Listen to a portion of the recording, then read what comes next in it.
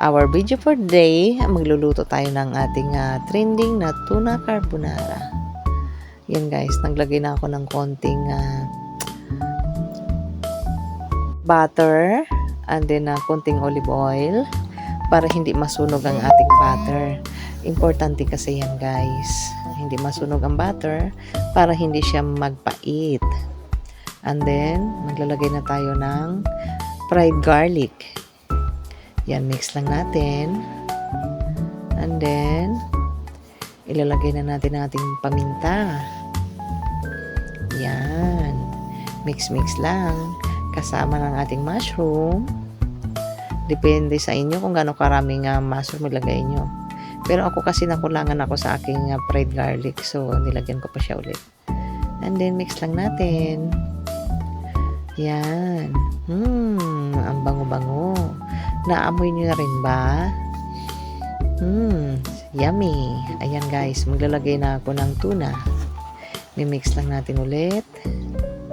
Yan, 2 pirasong tuna ilagay ko para hindi naman siya mabitin sa sauce. Ayan, mix lang natin. And then, 'di ba? Relate din ba kayo na yung lata minsan may natitira pa? So, lagyan na rin natin siya ng tubig para dumami ng konti kanyang sauce. Yan. And then, pakulaan natin. And then, ito, ilagay na natin itong ating creamy. Alam nyo na nakikita nyo yan kung ano yan. Depende sa inyo kung anong brand ang gusto nyo. Pero ako kasi mas gusto ko yan kasi para sa akin ay mas creamy siya. Yan, mix lang natin. And then, lagyan natin siya ng fried oregano. Yan guys, mix lang natin siya ulit. Yan. Ang bango. Yan, malapit na siya maluto. So, kanina kasi habang ginagawa ko ito, nakapagpalambot na ako ng ating pasta. So, ito ilalagay ko ng pasta.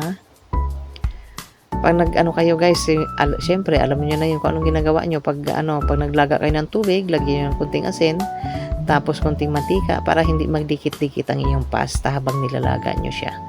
Ayan guys. So ito, malapit na siyang maluto. Kakain na tayo maya-maya. Ito na. So ito na yung ating finished product. Ang ating creamy and yummy tuna carbonara. Kakain na kami guys. So ito na para sa aking asawa kasi ito ang paborito niya. Lagyan natin siya ng bits ng olive. Yan. Mahal kasi ang olive guys kaya nagtitipid ako ng konti. Alam nyo na, hiniwa-hiwa ko na lang siya ng ganyan. 'Di ba? Para makarami. Ayan ang sa aking asawa. Sa akin yung isa. So kain na tayo. Thank you for watching. God bless you all. Bye-bye. Mama.